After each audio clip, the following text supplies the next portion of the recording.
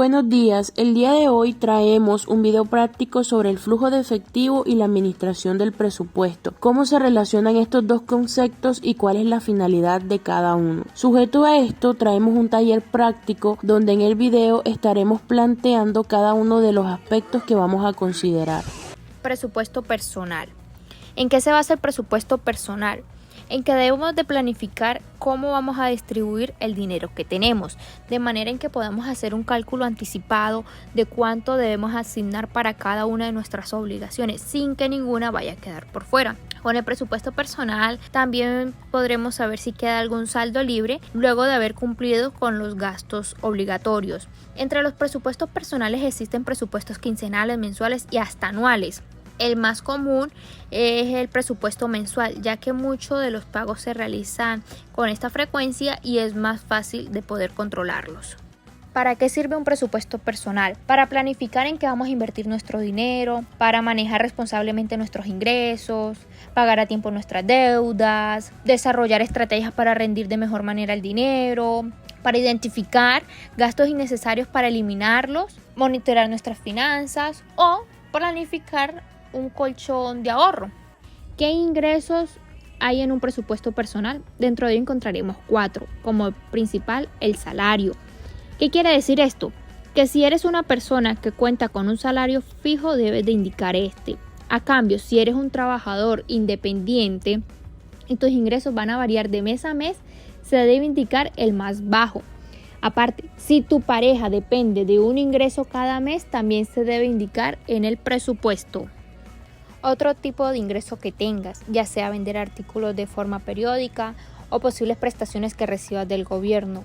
Aparte, si tienes otra casa que la estés rentando, también debe de aparecer en el apartado de ingresos del presupuesto. Y por último, ayudas del Estado. ¿Como cuáles ayudas? Ingreso solidario, víctimas, jóvenes en nación, devolución del IVA y entre otras. Ejemplos de ingreso.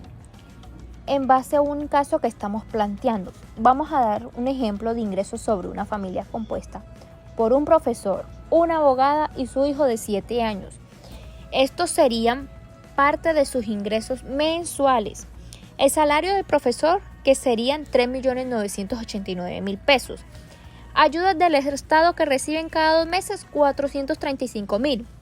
La renta vendría siendo un ingreso de un apartamento que ellos tienen y mensual les pagan 650.000. Este apartamento lo tienen en arriendo. El aporte de su esposa vendría siendo 1.600.000 mensual y el auxilio de transporte que le dan al señor Carlos sería de 117.172 pesos. ¿Qué tipos de gastos hay en un presupuesto personal?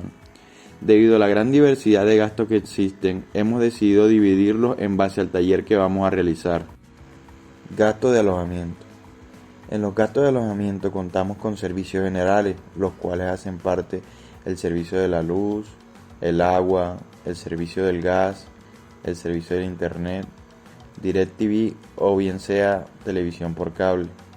Si cuentas con alguna empleada doméstica, por ejemplo de limpieza, también lo tienes que apuntar en el apartado de gasto de alojamiento. En segundo lugar contamos con los gastos del auto, que estos hacen parte el seguro, en caso de que tú hayas sacado tu carro a cuotas, el préstamo de la deuda. También tendríamos el combustible, los gastos del mantenimiento del carro, el cambio de aceite, reparaciones en llantas. Otro tipo de gasto fijo que podríamos tener sería el pago de afiliación a algún EPS o algún seguro preventivo. También contamos con la tarifa móvil o el pago de plan del celular, o si estás asegurado algún plan de pensiones. También, si cuentas con hijos, el pago de la colegiatura. Otro tipo de gasto que podríamos agregar serían los gastos en la casa. Aquí hacemos referencia al mercado, o sea, los alimentos que compramos para el consumo diario. También ponemos almuerzos o cenas fuera de la casa. También todos los productos relacionados con la higiene y la belleza, ya sean el jabón, champú, desodorante, pasta para dientes o el maquillaje. Agregamos también los suavizantes de telas, detergentes, las toallas para el baño, los platos de la cocina y utensilios. Podemos poner también la ropa y los zapatos para uso personal. los nuevos muebles o electrodomésticos que debas comprar si se estropean los que ya tienes, cualquier tipo de ocio o diversión, ya sean salidas o algunos accesorios para la casa. Ejemplo de gastos. Aquí seleccionamos una familia de clase media teniendo algunos datos para realizar un flujo de efectivo, que son gastos mensuales. Tenemos la energía eléctrica con un costo de 94.650 pesos. Contamos también con el internet, que es un valor de 60.000 pesos. Y tenemos el seguro del automóvil, que es un gasto anual de 500.000 pesos. Cabe resaltar que el valor de algunos de estos gastos pueden variar en el mes siguiente. Y también vemos que algunos de los gastos son anuales, como la tecnomecánica y el seguro del automóvil. Un flujo de efectivo es un informe o documento donde se registran las entradas y salidas del efectivo, tanto de una empresa como a nivel personal. ¿Cómo se introducen las entradas y salidas de dinero? Las entradas son todas las actividades que aumentan el dinero disponible. Ejemplo, el ingreso que genera la prestación de tu servicio o producto que ofertas al mercado. Mientras que las salidas son todas las actividades que disminuyen el dinero disponible. Ejemplos, pagos por servicio o las obligaciones financieras. Objetivo del flujo de efectivo: dar información clara sobre los rubros o actividades en las que se ha gastado el efectivo disponible.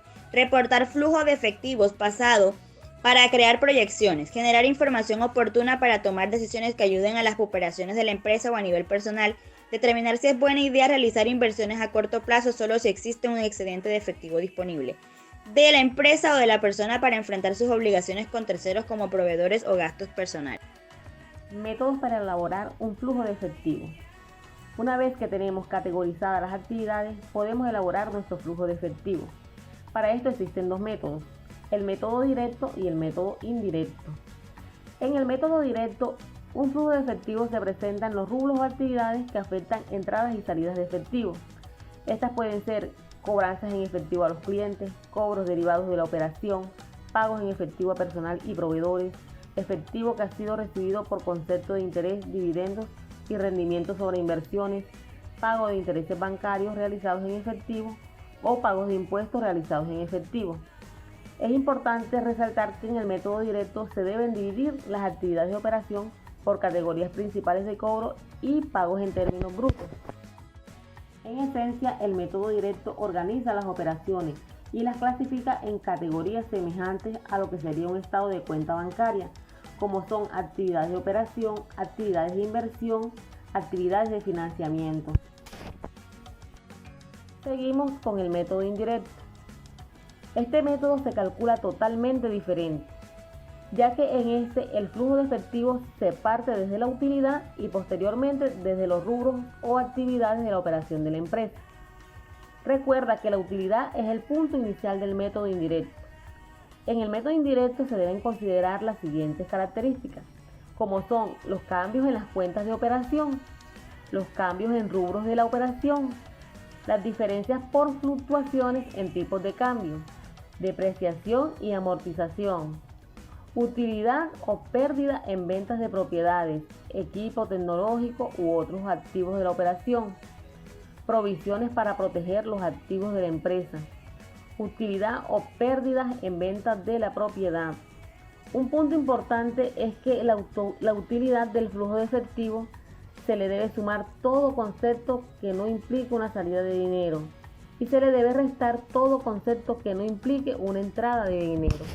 En este método se prepara una conciliación entre la utilidad neta y el flujo de efectivo de las actividades de operación, la cual debe informar de manera separada todas las partidas conciliatorias. En este caso se toma como punto inicial o base la utilidad. Entre las partidas mencionadas están depreciación y amortización, cambios en las cuentas operacionales, como son las cuentas por cobrar, los inventarios, las cuentas por pagar, los pasivos, entre otros. Diferencias por fluctuaciones cambiarias, utilidad o pérdida en ventas de propiedad, equipo u otros activos de operación.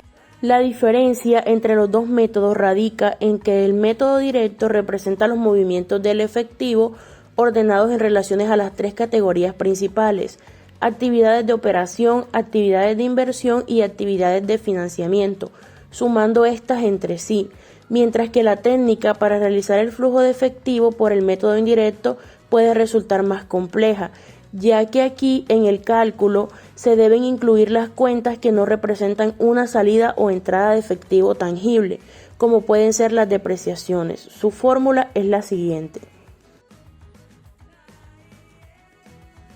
¿Cómo podemos relacionar la administración del efectivo con el presupuesto? Bueno, principalmente la diferencia entre ambos es que el presupuesto te permite anticiparte, mientras que en el flujo de efectivo simplemente tú vas a registrar las transacciones que ya has hecho, conforme van transcurriendo los acontecimientos sin planificación alguna.